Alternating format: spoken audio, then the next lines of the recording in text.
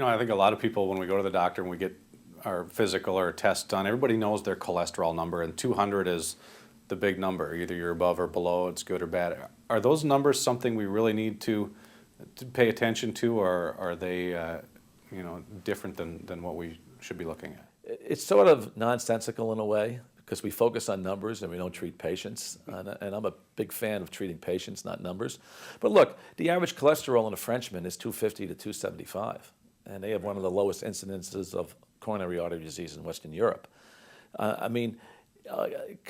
If you have familial hypercholesterolemia, where you have a gene that causes cholesterol to soar, and your cholesterol numbers are 300, 400, it makes a difference, at those levels. I do recommend treating these people aggressively when they have poor genetics.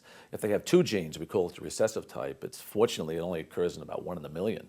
But these kids actually don't survive. They have cholesterols of 1,000, and you get But when you have a cutoff number of 200, plus or minus 50, who cares? That's the way I look at it. Who cares? Look, the bottom line with cholesterol is that it is very, very important for the immune response of the body. People with higher cholesterols have less respiratory infections. They have less gastrointestinal infections. Higher cholesterol protects the brain. It lubricates the skin. We form vitamin D from when the sunlight hits the skin with cholesterol. So, it's something that we need in the body. It's vital for digestion with bile salts. So the numbers game is really a smokescreen. It's not a good situation to look at numbers.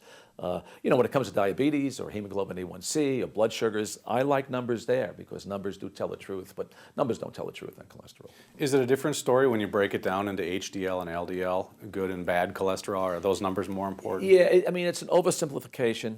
But remember, HDL is vital for the immune system. The higher your HDL generally, but there's dysfunctional HDLs as well. A lot of people don't realize that. You can have a dysfunctional HDL in your body, especially when people have very, very high HDLs, over 100, 120. Some of it can be dysfunctional. But basically, if you have a decent HDL, let's say over 50, like from 50 to 75, I think it's ideal for people. What I don't like, especially in men, is low HDLs, like 20, 25, 30. As a cardiologist, I can tell you from my own personal experience that these men get into trouble with inflammation and coronary artery disease, especially if they smoke. And this was seen in the West of Scotland study, where they looked at these high-risk men who were smoking, particularly with low HDLs. And the reason being is HDL, not only is it vital for immune system support, but it thins the blood. In other words, the higher your HDL, the more affinity you have for your blood cells or your red blood cells to be more slippery. In other words, they can slide easier through the spleen. We call it blood rheology. So HDL is related to the thinning of blood, and it's very, very important because, again, the thicker your blood, if your blood's like red ketchup, you are more prone to clot your blood in the brain or the heart, stroke or heart attack, and you're more and basically thicker blood can also result from the inflammatory process. And we know that inflammation is the root cause of atherosclerosis, not high cholesterol.